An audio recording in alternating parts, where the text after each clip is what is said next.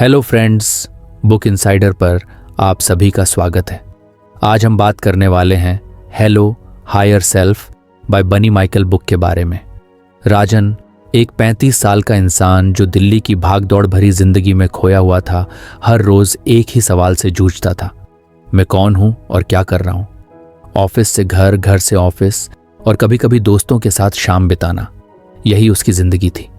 लेकिन अंदर कहीं कुछ खाली था। एक ऐसी आवाज जो उसे बार बार कहती थी, ये सब ठीक है, पर क्या तुम सच में खुश हो? एक दिन जब वो एक पुरानी बुक शॉप में घुसा तो उसकी नजर एक किताब पर पड़ी। हेलो हायर सेल्फ, एक outsider's guide to loving yourself in a tough world. किताब का कवर साधारण था लेकिन आकर्षक। उसने उसे पलटा और पहला पन्ना पढ़ा। What if the love your searching for is already within you. Rajan कुछ देर तक बस ये लाइन पढ़ता रहा। अंदर एक अजीब सा खिंचाव महसूस हुआ।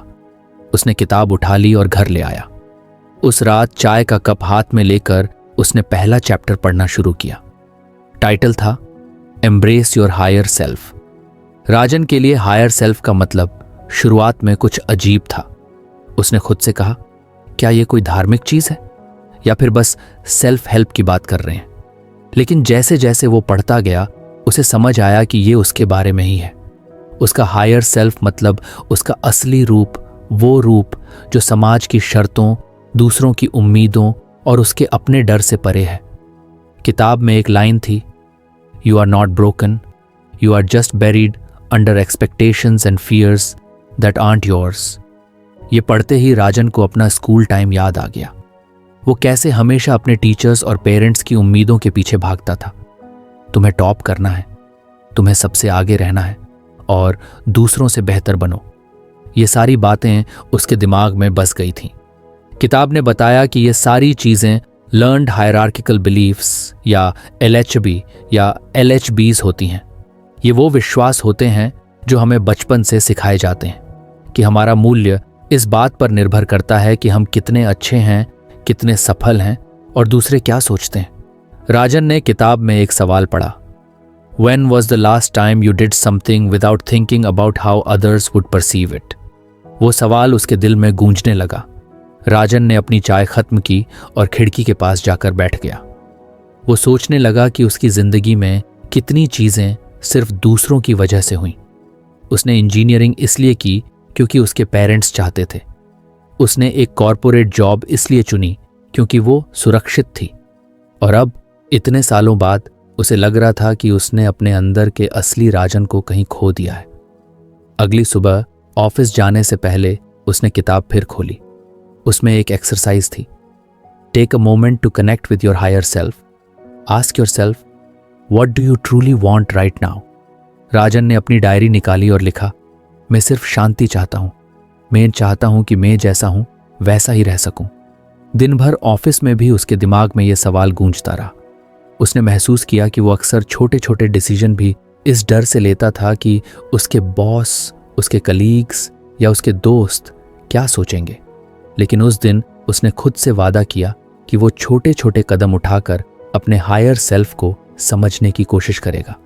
शाम को घर लौटते समय उसने एक और चीज की, उसने अपना फोन बंद कर दिया। अक्सर वो मेट्रो में सफर करते वक्त सोशल मीडिया स्क्रॉल करता था, लेकिन इस बार उसने बस खिड़की से बाहर देखा। उसने पहली बार महसूस किया कि बाहर की दुनिया कितनी जिंदा है। लोग हंस रहे थे, बच्चे खेल रहे थे और आसमान हल्के गुलाबी रंग का था। उसे लगा, ये सब उसने पहले क्यों नहीं देखा।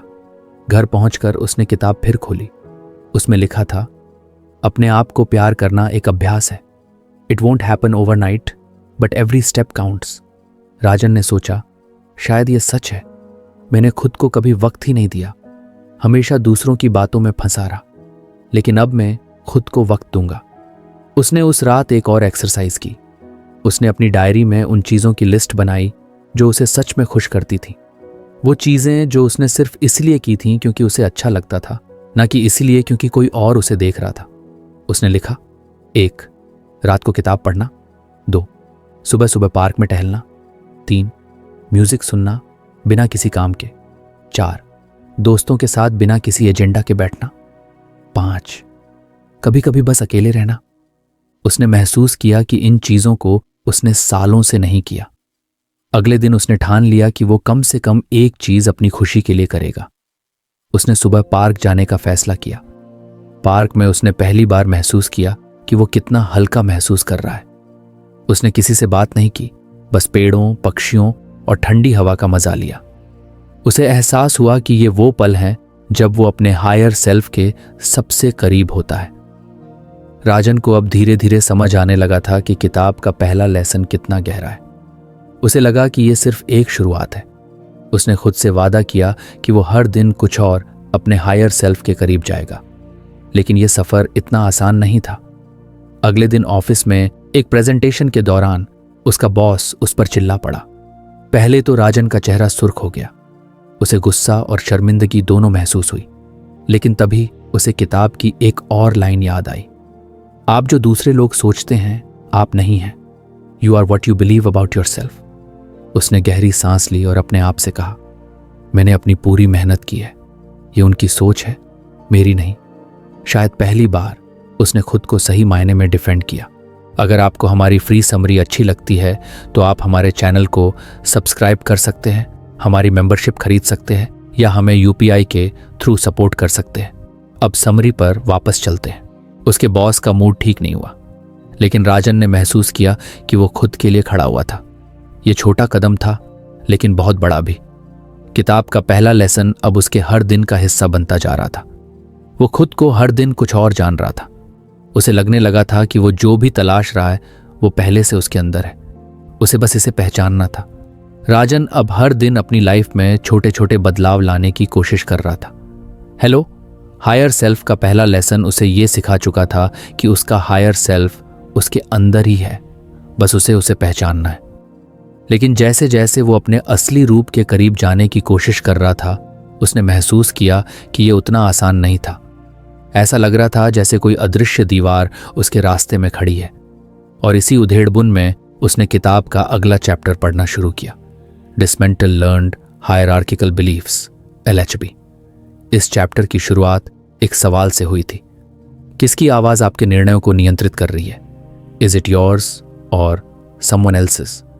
राजन ने यह सवाल पढ़ा और गहरी सांस ली। वो जानता था कि अक्सर उसके फैसले उसके नहीं होते। वो दूसरे लोगों की उम्मीदों, उनकी राय और समाज के बनाए हुए नियमों के हिसाब से काम करता था।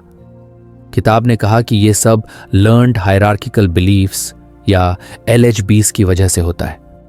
ये वो विचार और धारणाएं होती हैं जो हमें समाज से मिलती हैं। तुम्हें सफल होना है, तुम्हें अच्छा दिखना है, तुम्हें दूसरों से बेहतर बनना है। ये सब LHBs का हिस्सा है। राजन को पहली बार लगा कि उसकी बहुत सी परेशानियों की जड़ यही है। उसने सोचा, शायद मैं इन LHBs के बिना ज्यादा आजाद महसूस करूंगा, लेकिन इन्हें तोड़ना इतना आसान नहीं होगा। उस रात राजन ने किताब में दिए गए पहले एक्सरसाइज पर काम किया। उसमें लिखा था, write down the beliefs that you think are holding you back, then ask yourself, are these truly your beliefs और समवन एल्सेस? उसने डायरी उठाई और लिस्ट बनानी शुरू की। उसने लिखा, 1, मुझे हमेशा परफेक्ट होना चाहिए। 2, अगर मैं दूसरों से बेहतर नहीं हूं तो मैं अच्छा नहीं हूं। 3, मुझे वही करना चाहिए जो समाज स्वीकार करे। 4, पैसा कमाना सबसे जरूरी है। 5, अगर मैं कमजोर दिखूंगा तो लोग मुझे कमजोर समझेंगे। उसने हर एक पॉइंट पर सोचने की कोशिश की कि क्या ये सच में उसके अपने विचार थे या किसी और के। उसे लगा कि ये सब बातें बचपन से उसके दिमाग में डाली गई थीं। स्कूल के टीचर्स, उसके माता पिता और यहां तक कि उसके दोस्त। अगले दिन ऑफिस में जब उसका एक कलीग एक छोटी सी गलती पर गुस्सा करने लगा, राजन ने अपने मन में खुद से कहा, क्या ये मेरी गलती है या ये सिर्फ उसकी उम्मीदें हैं? उसने महसूस किया कि उसकी गलती उतनी बड़ी नहीं थी जितनी उसका कलीग इसे बना रहा था। उसने चुपचाप काम खत्म किया और खुद को दोषी महसूस करने से रोका। किताब ने एक और बात कही थी, When you start questioning LHBs, you'll realize how much control they have over you. राजन ने सोचा, सच में ये सारी उम्मीदें और धारणाएं मेरी सोच को कितना कंट्रोल कर रही हैं। मुझे इन्हें तोड़ना होगा। उसने फैसला किया कि वो अपने सबसे बड़े LHB, मुझे हमेशा परफेक्ट होना चाहिए, को चुनौती देगा। उसने खुद से कहा, मैं जानबूझकर छोटी छोटी गलतियां करूंगा और देखूंगा कि क्या होता है। पहली बार उसने अपने आप को पूरी तरह एक्सपेरिमेंट के लिए खोल दिया। एक प्रेजेंटेशन के दौरान उसने परफेक्शन पर ध्यान देने की बजाय अपनी बात दिल से रखने पर फोकस किया। उसने महसूस किया कि उसके कलीग्स ने उसकी बातों को ज्यादा ईमानदारी और इंटरेस्ट से सुना। उसे एहसास हुआ कि परफेक्ट दिखने की कोशिश अक्सर उसकी असली पर्सनैलिटी को छुपा देती थी। घर लौटकर उसने एक और बड़ा फैसला लिया। वो अक्सर दोस्तों के साथ वक्त बिताने से डरता था, क्योंकि उसे लगता था कि वो उनके स्टैंडर्ड्स पर खरा नहीं उतर पाएगा। लेकिन इस बार उसने अपनी एक पुरानी दोस्त प्रिया को फोन किया और मिलने के लिए बुलाया। प्रिया ने कहा, राजन, तुम इतने सालों बाद खुद से मिलने आए हो, सब ठीक है? राजन ने धीरे धीरे उसे अपने सफर के बारे में बताया। उसने कहा, मैं हमेशा परफेक्ट बनने की कोशिश करता रहा हूं, लेकिन अब मैं थक गया हूं। मुझे नहीं पता कि असल में मेन कौन हूं। प्रिया मुस्कुराई और बोली, राजन, परफेक्ट तो कोई भी नहीं होता, और सच कहूं, तुम जैसे हो वैसे ही अच्छे हो। उस रात राजन को लगा कि शायद वो खुद को जरूरत से ज्यादा जज करता था। उसने किताब का एक और पैराग्राफ पढ़ा, LHBs thrive in self-judgment, but when you accept yourself as you are, their power begins to fade. उसने अगले दिन से अपने LHB पर और ध्यान देना शुरू किया। उसने महसूस किया कि उसका पैसा सबसे जरूरी है वाला विश्वास भी एक बड़ा LHB था। उसने कई बार ऐसी जॉब्स छोड़ी थीं जो उसे खुशी दे सकती थी, सिर्फ इसलिए क्योंकि वो ज्यादा पैसे वाली नहीं थी। लेकिन अब उसे समझ आया कि असली खुशी पैसे से नहीं, बल्कि उस काम से आती है जो दिल को सुकून दे। उसने अपने वीकेंड्स को खाली रखने का फैसला किया। पहले वो अक्सर वीकेंड्स में भी अपने काम से जुड़ा कुछ न कुछ करता रहता था, क्योंकि उसे लगता था कि हार्ड वर्क से ही वो दूसरों की नज़रों में अच्छा दिखेगा। लेकिन इस बार उसने खुद के लिए वक्त निकाला। उसने पार्क में जाकर स्केचिंग शुरू की। स्केचिंग उसकी बचपन की हॉबी थी, जो उसने काम के दबाव में छोड़ दी थी। वो महसूस करने लगा कि जैसे जैसे वो अपने LHBs को तोड़ रहा है, वैसे वैसे वो अपने हायर सेल्फ के और करीब आ रहा है। लेकिन उसने ये भी देखा कि ये सफर अकेले नहीं चल सकता। उसे दूसरों के साथ अपने अनुभव बांटने की जरूरत थी। उसने प्रिया और अपने 2 और दोस्तों को अपनी डायरी की लिस्ट दिखाई। प्रिया ने कहा, राजन, मुझे लगता है कि हर किसी के पास ऐसे LHBs होते हैं। तुम्हारी ईमानदारी मुझे भी अपने बारे में सोचने पर मजबूर कर रही है। धीरे धीरे राजन को यह एहसास हुआ कि LHBs सिर्फ एक मानसिक ब्लॉक नहीं है, बल्कि एक तरह से उसके जीवन की दिशा तय करते रहे हैं। किताब के अगले हिस्से में लिखा था, हर बार जब आप एक LHB तोड़ते हैं तो आप एक हिस्सा खुद को वापस पाते हैं। उसने अपने पुराने बॉस को एक ईमेल लिखा, वो बॉस जिसने उसे कभी उसकी काबिलियत पर विश्वास नहीं करने दिया। उसने लिखा, मैंने हमेशा आपकी उम्मीदों को पूरा करने की कोशिश की, लेकिन अब समझ आया कि मुझे सिर्फ अपनी उम्मीदों पर खरा उतरना है। ईमेल भेजने के बाद उसे जो सुकून मिला वो शब्दों में बयां करना मुश्किल था। राजन अब अपने सफर में कुछ और आगे बढ़ चुका था। उसने महसूस किया कि LHBs को तोड़ना एक लंबा प्रोसेस है। ये हर दिन के छोटे छोटे फैसलों में छुपा होता है, लेकिन हर बार जब वो खुद को LHBs से बाहर निकालता था, उसे ऐसा लगता था जैसे वो खुद को एक नई जिंदगी दे रहा हो। राजन अब तक अपने हायर सेल्फ के सफर में काफी आगे बढ़ चुका था। उसने LHBs लर्न्ड हियरार्किकल बिलीफ्स को पहचानना और उन्हें धीरे धीरे तोड़ना शुरू कर दिया था। हर छोटे कदम के साथ उसे खुद के बारे में कुछ नया जानने को मिलता। लेकिन इस प्रक्रिया में उसने एक चीज महसूस की, जब भी वो कोई गलती करता या जब भी उसे लगता कि वो परफेक्ट तरीके से कोई चीज नहीं कर पाया, तो वो खुद को बहुत कठोरता से जज करता। वो खुद से नाराज हो जाता। एक शाम ऑफिस से लौटने के बाद उसने किताब का अगला चैप्टर पढ़ना शुरू किया, the power of self compassion. पहले पेज पर ही लिखा था, अपने आप को वैसे ही लिखा था, अपने आप को वैसे ही लिखा था, अपने आप को वैसे ही लिखा था, अपने आप को वैसे ही लिखा था, अपने आप को वैसे ही लिखा था, अपने आप को वैसे ही लिखा था, अपने आप को वैसे ही लिखा था, अपने आप को वैसे ही लिखा था, अपने आप को वैसे ही लिखा था, अपने आप को वैसे ही लिखा था, अपने आप को वैसे ही लिखा था, अपने आप को वैसे ही लिखा था, अपने आप को वैसे ही लिखा था, अपने आप को वैसे ही लिखा था, अपने आप को वैसे ही लिखा था, अपने आप को वैसे ही लिखा था, अपने आप को वैसे ही लिखा था, अपने आप को वैसे ही लिखा था, अपने आप को वैसे ही लिखा था, अपने आप को वैसे। राजन ने यह लाइन 2 बार पढ़ी। उसे समझ आया कि वो खुद के साथ कैसा व्यवहार करता था, जैसे वो अपना सबसे बड़ा दुश्मन हो। किताब ने समझाया कि अक्सर लोग खुद से दया करना भूल जाते हैं। जब कोई मुश्किल दौर आता है तो वो खुद को कठोरता से जज करते हैं, खुद को दोष देते हैं और कभी कभी खुद से नफरत करने लगते हैं। लेकिन सच ये है कि सेल्फ कंपैशन किसी भी तरह के हीलिंग और ग्रोथ का सबसे पहला कदम है। किताब में एक कहानी दी गई थी, एक आदमी जिसने अपने दोस्त की गलती पर उसे दिलासा दिया, लेकिन जब वही गलती उसने खुद की तो वो खुद को हफ्तों तक सजा देता रहा। ये पढ़ते ही राजन को अपना ही अक्स दिखने लगा। उसने खुद से कहा, मैं दूसरों के लिए इतना नरम हो सकता हूं तो अपने लिए क्यों नहीं। उसने तुरंत डायरी निकाली और खुद से कुछ सवाल पूछे। 1. जब मैं खुद को जज करता हूं तो मुझे कैसा महसूस होता है। 2. अगर मेरा कोई दोस्त मेरी जगह होता तो मैं उससे क्या कहता। 3. क्या मैं अपने साथ वैसा ही व्यवहार कर रहा हूं जैसा मैं दूसरों के साथ करता हूं। उसने जवाब लिखा, 1. जब मैं खुद को जज करता हूं तो मैं छोटा और कमजोर महसूस करता हूं। 2.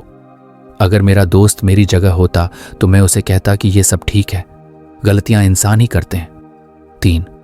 नहीं, मैं खुद के साथ बहुत ज्यादा सख्त हूं, मैं अपने लिए कभी दया नहीं दिखाता।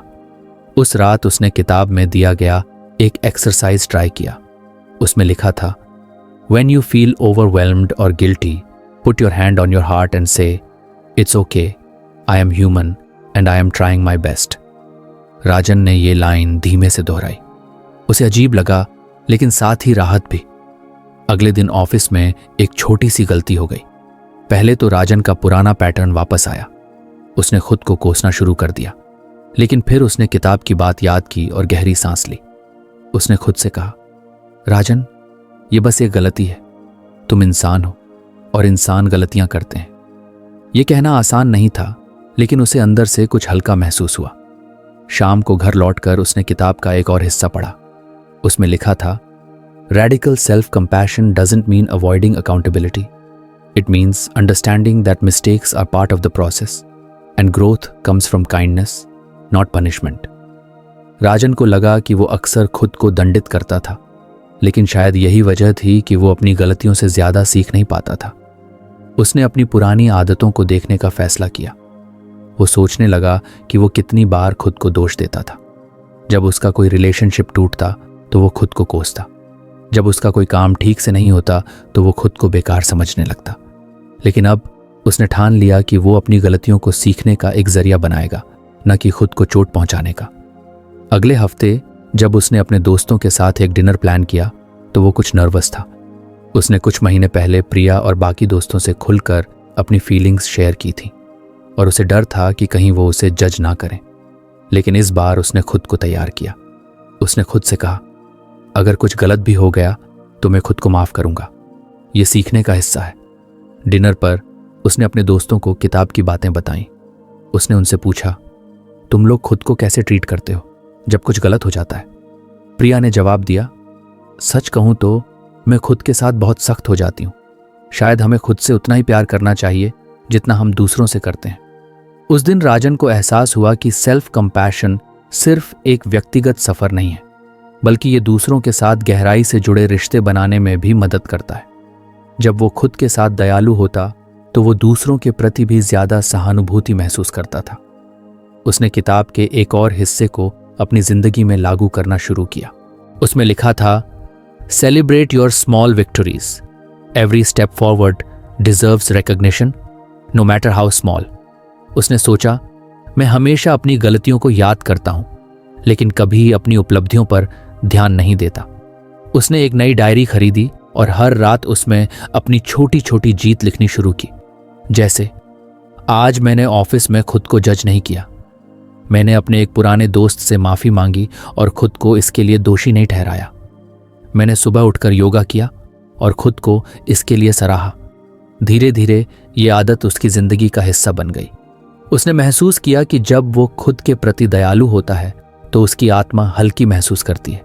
एक दिन जब ऑफिस में बहुत ज्यादा काम का दबाव था, उसने एक ब्रेक लिया और खुद से कहा, राजन, तुम इंसान हो, ये सब तुम्हारे कंट्रोल में नहीं है। जितना कर सकते हो उतना करो, बाकी के लिए खुद को दोष मत दो।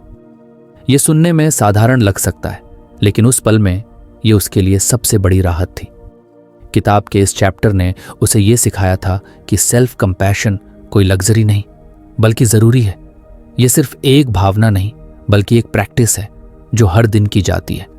उसने सीखा कि खुद से प्यार करना कोई स्वार्थी बात नहीं बल्कि अपनी भलाई के लिए सबसे पहली चीज है।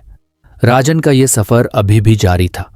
उसने किताब का अगला चैप्टर पढ़ने का फैसला किया, लेकिन अब वो पहले से कुछ और हल्का, कुछ और शांत और खुद के साथ कुछ और दयालु था। राजन का सफर धीरे धीरे उसके लिए एक जादुई अनुभव बनने लगा था।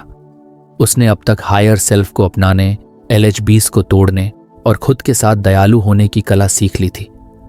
हर नया कदम उसे अपने आप से कुछ और करीब ला रहा था, लेकिन उसने महसूस किया कि उसकी जिंदगी में अब भी कुछ खालीपन था, एक ऐसी चीज जिसकी तलाश वो समझ नहीं पा रहा था।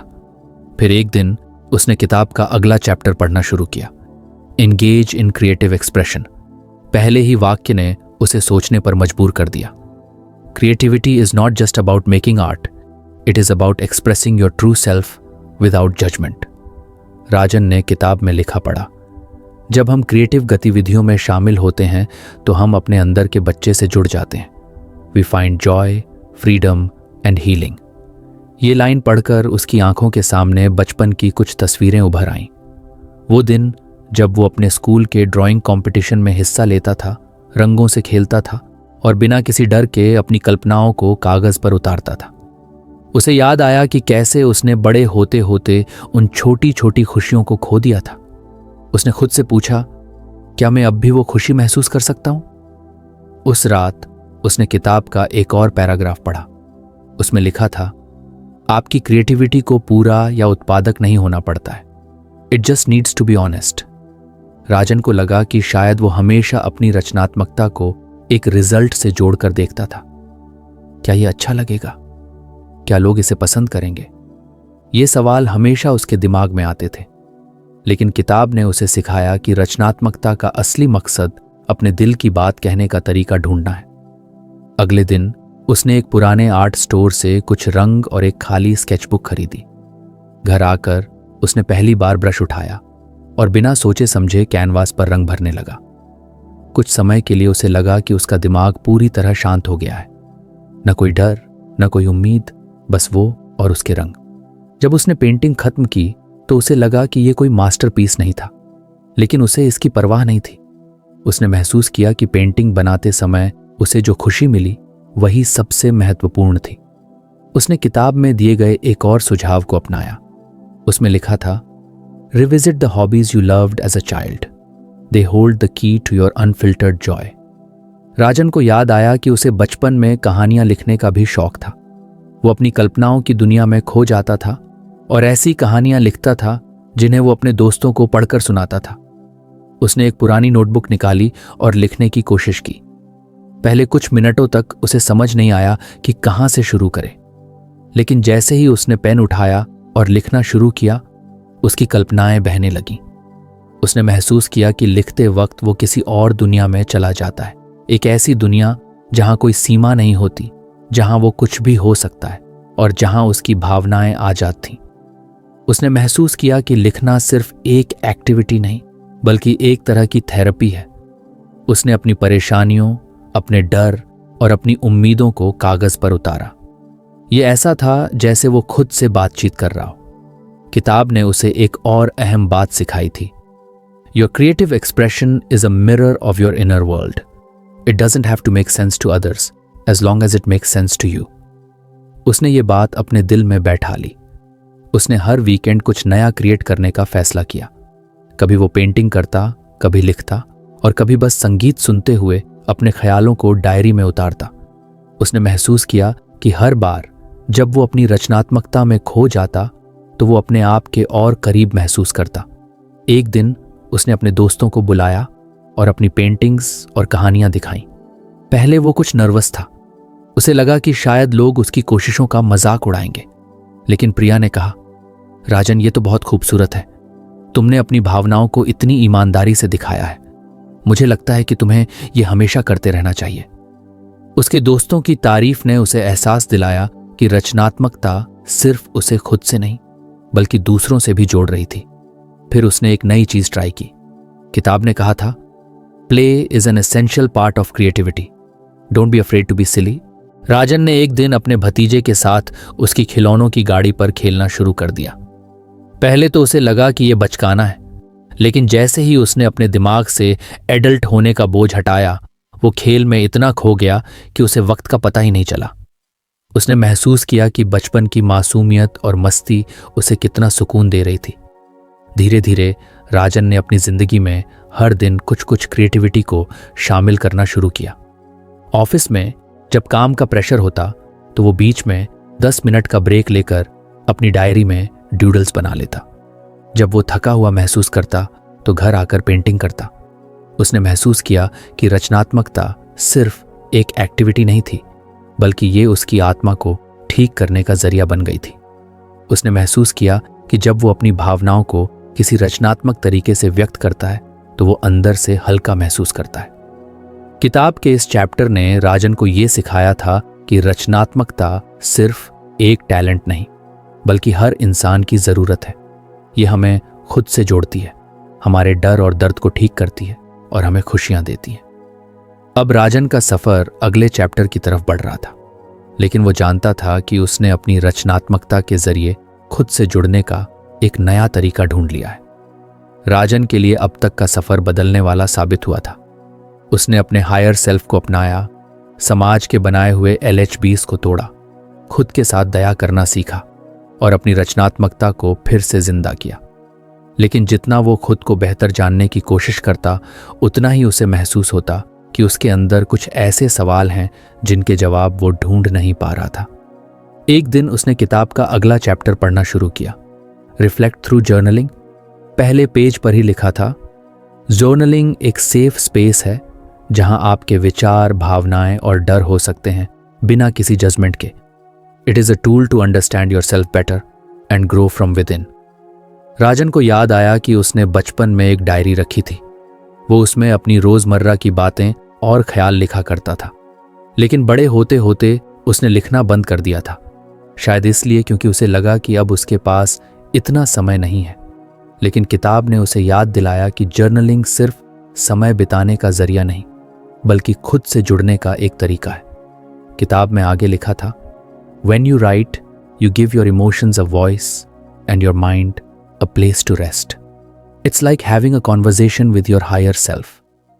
राजन ने तुरंत एक नई नोटबुक खरीदी। वो चाहता था कि ये उसके नए सफर की शुरुआत हो। उसने पहले पेज पर लिखा, यह मेरा सुरक्षित स्थान है। Here, I will be honest with myself without any fear of judgment. उसने किताब में दिए गए पहले जर्नल प्रॉम्प्ट को ट्राई करने का फैसला किया। मेरे उच्च आत्मा को आज मुझसे क्या कहना है। पहले कुछ मिनटों तक वो सोचता रहा, लेकिन फिर उसने लिखना शुरू किया। राजन, तुम अब तक जिस सफर पर निकले हो वो आसान नहीं था, लेकिन तुमने खुद को समझने की और अपनी गलतियों को स्वीकारने की हिम्मत दिखाई। अब तुम्हें और गहराई में जाना है, अपने डर और भावनाओं का सामना करना है। याद रखना, हर भावना जरूरी है। जब उसने ये लिखा तो उसे ऐसा लगा जैसे उसके अंदर की आवाज उससे बात कर रही हो। अगले कुछ दिनों तक उसने रोज एक नया प्रॉम्प्ट ट्राई किया, जैसे What am I grateful for today? What are the 3 things that made me smile today? What is one fear I am ready to let go of? हर बार लिखते वक्त उसे एहसास होता कि उसके अंदर कितने सारे अनकहे ख्याल और भावनाएं दबी हुई थीं। जर्नलिंग उसके लिए एक तरह की थेरेपी बन गई थी। एक दिन जब ऑफिस में कुछ ज्यादा ही काम का दबाव था और उसका मन बेहद थका हुआ महसूस कर रहा था, तो उसने घर आकर डायरी खोली। उसने लिखा, आज का दिन मुश्किल था। मैं खुद पर गुस्सा हो रहा था क्योंकि मैं सब कुछ परफेक्ट तरीके से नहीं कर पाया।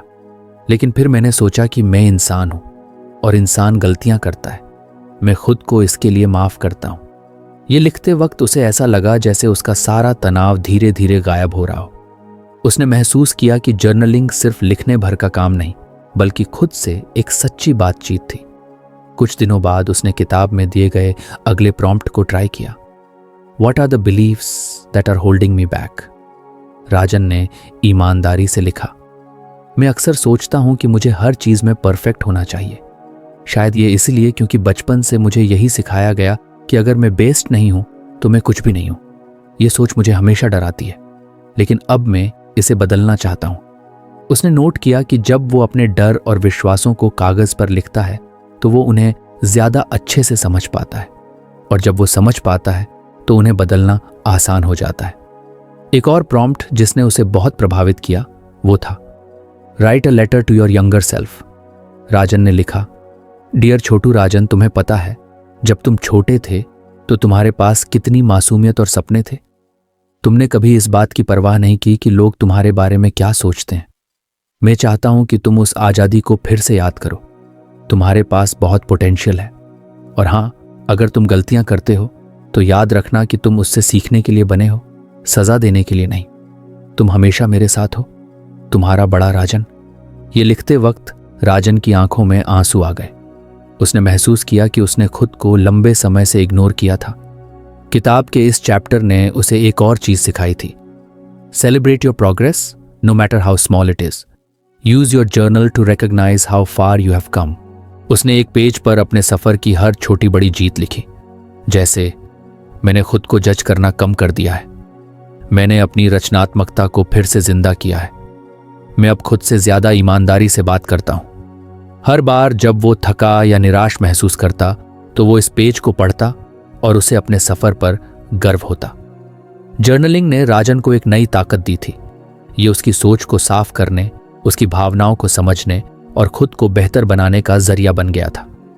अब वो अगले चैप्टर की तरफ बढ़ने के लिए तैयार था, लेकिन उसने ठान लिया था कि जर्नलिंग उसकी जिंदगी का हिस्सा बनी रहेगी। उसने महसूस किया कि हर बार जब वो अपनी भावनाओं को लिखता है तो वो उन्हें बेहतर तरीके से समझ पाता है। राजन के जीवन में जर्नलिंग ने एक नई रोशनी ला दी थी। उसने महसूस किया कि हर बार जब वो अपने ख्याल और भावनाएं डायरी में उतारता तो उसका मन हल्का हो जाता। वो अपने डर और असुरक्षाओं को बेहतर तरीके से समझने लगा था। उसकी सोच में एक स्पष्टता आ गई थी और धीरे धीरे उसने खुद को ज्यादा माफ करना और अपनाना सीख लिया था। जर्नलिंग ने उसे यह भी सिखाया था कि उसकी परेशानियां हमेशा के लिए नहीं थीं। जैसे जैसे उसने अपने अनुभवों को लिखने और उनकी गहराई में जाने की आदत डाली, वैसे वैसे उसे महसूस हुआ कि कई बार वो सिर्फ अपने दिमाग में ही चीजों को बढ़ा चढ़ाकर सोच लेता था, लेकिन जब वो उन्हें कागज पर उतारता तो वे उसे कम डरावनी और अधिक हल करने लायक लगती। एक रात उसने किताब का आखिरी प्रॉम्प्ट आजमाया, imagine your life 1 year from now if you continue this journey. What does it look like? राजन ने अपनी डायरी में लिखा, 1 साल बाद मैं खुद को ज्यादा खुश और सुकून में देखता हूं। मैं अपने डर को गले लगाना और उनसे पार पाना सीख चुका हूं। मैं अपने काम में आत्मविश्वास महसूस करता हूं और अपने रिश्तों में ज्यादा ईमानदारी से जीता हूं। मेरे पास एक ऐसी रचनात्मकता है जो सिर्फ मेरे लिए है और मैंने अपने अंदर की आवाज को सुनना सीख लिया है। उसने ये पेज पढ़कर महसूस किया कि उसकी जर्नलिंग की यात्रा ने उसे कितना बदल दिया था। वो अब हर दिन के छोटे छोटे पलों को भी सराहने लगा था। उसने अपने अंदर एक ऐसा आत्मविश्वास पाया था जो बाहरी दुनिया से मान्यता पाने पर निर्भर नहीं था। कुछ समय बाद जब राजन ने किताब के आखिरी पन्ने को बंद किया तो उसे ऐसा लगा जैसे वो एक लंबी यात्रा पर निकलकर वापस लौट आया हो। लेकिन अब वो वही इंसान नहीं था जो उसने इस सफर की शुरुआत में था। उसने अपनी डायरी के आखिरी पेज पर लिखा, मैंने इस सफर में अपने आप को खोया नहीं बल्कि फिर से पाया है। ये किताब एक गाइड थी, लेकिन असली काम मैंने किया। अब मैं जानता हूं कि जिंदगी में कोई भी सफर आसान नहीं होता, लेकिन अगर आप अपनी हायर सेल्फ से जुड़े रहते हैं तो हर चुनौती के साथ आप और मजबूत बनते हैं। राजन ने किताब को अलमारी में नहीं रखा, उसने उसे अपने वर्क डेस्क पर रखा ताकि जब भी वो भटके या खोया हुआ महसूस करे वो उसे खोलकर खुद को याद दिला सके कि उसकी हायर सेल्फ हमेशा उसके साथ है। अब राजन को एहसास हो चुका था कि उसकी यात्रा खत्म नहीं हुई थी, ये तो बस शुरुआत थी। जिंदगी में हर दिन, हर अनुभव एक नया चैप्टर था और ये किताब ने उसे सिखाया था कि हर चैप्टर में सीखने के लिए कुछ ना कुछ जरूर होता है। और इस तरह राजन ने अपनी जिंदगी को बदलने के लिए पहला कदम उठाया और वो कदम हमेशा के लिए उसकी राह बन गया। राजन की जिंदगी तब बदलनी शुरू हुई जब उसने हेलो हायर सेल्फ पढ़ना शुरू किया। हर चैप्टर ने उसे खुद को बेहतर समझने और अपनाने का नया तरीका सिखाया। पहले चैप्टर में उसने हायर सेल्फ को अपनाना सीखा। उसे समझ आया कि उसकी असली पहचान किसी बाहरी मान्यता पर निर्भर नहीं है। उसने खुद से जुड़ने की प्रक्रिया शुरू की और अपने अंदर की आवाज सुननी शुरू की। दूसरे चैप्टर में उसने लर्न्ड हायरार्किकल बिलीफ्स LHBs को तोड़ने पर काम किया। उसे एहसास हुआ कि समाज द्वारा थोपे गए आदर्श और तुलना की आदत उसके आत्मविश्वास को कम कर रही थी। उसने इन मान्यताओं को पहचान कर अपनी सोच को बदलने की शुरुआत की। फिर उसने सेल्फ कंपैशन को अपनाया। ये पाठ उसके लिए सबसे भावुक अनुभव था। उसने खुद को अपनी गलतियों के लिए माफ करना और मुश्किल समय में दयालु बनना सीखा।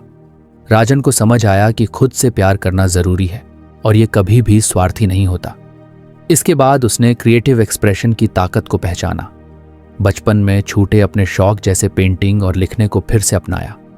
उसने महसूस किया कि रचनात्मकता सिर्फ कला नहीं है, बल्कि अपनी भावनाओं को व्यक्त करने और खुद को समझने का जरिया है। अगले चैप्टर में उसने जर्नलिंग का महत्व सीखा।